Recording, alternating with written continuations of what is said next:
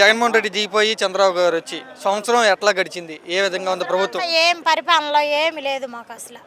అంతకుముందు రైస్ భరోసా అని జగన్ పిల్లలు అమ్మ ఒడని అన్ని ఇచ్చేవాళ్ళు ఏటికి ఇబ్బంది లేకుండా బతికేది. ఈయన పరిపాలన వచ్చినాక ఏమి లేకుండా పోయింది. మరి అన్ని పథకాలు ఇచ్చిన జగన్మోహన్ రెడ్డిని ఓడిపోయాడు కదా. ఆయనకైతే ఆయన ఓడిపోయింది. ఆయన ముగ్గురు కలిసి ఓడిచ్చారు, కావాలని చేశారు. ఆయనకైతే ఆయన ఓడిపోవాలా, లేకపోతే మేమందరం ఆయనకే ఓట్లు వేసేది.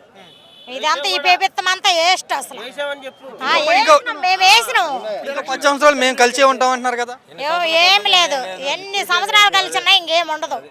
అది ఇప్పటికే లేదు. ఇంక 10 ఏళ్ళు ఉంటే ఇంకా జనాలు చావాల్సింది ఊరేసుకొని ఖచ్చితంగా తల్లి పిల్లలు కూడా ఉండరు. ఎవరికి పట్టి 18,000 మీకేమన్నా పట్టియా? మీకు పట్టియా? మాకేం పడలా. మరి 15,000 అంట, అది అంట, ఇది అంట, ఏమీ లేదు.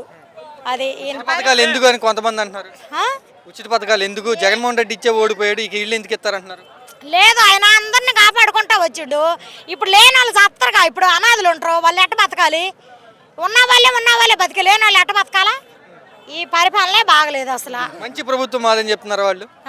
మంచి ప్రభుత్వం, మంచి ప్రభుత్వం వాళ్ళు అనుకుంటే ఎట్టా? మా బట్టి వాళ్ళకి మంచిది అనిపించొద్దు, వాళ్ళకి వెళ్ళాలనుకుంటే ఎట్ట కుదిరిద్ది? మాకు అనిపించాలి కదా.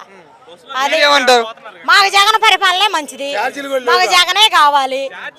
అది నేను ఎక్కలేక, నేనైతే అసలు దిగలేకపోతున్నా. ఎక్కిన బస్సు నేను దిగలేకపోతున్నా.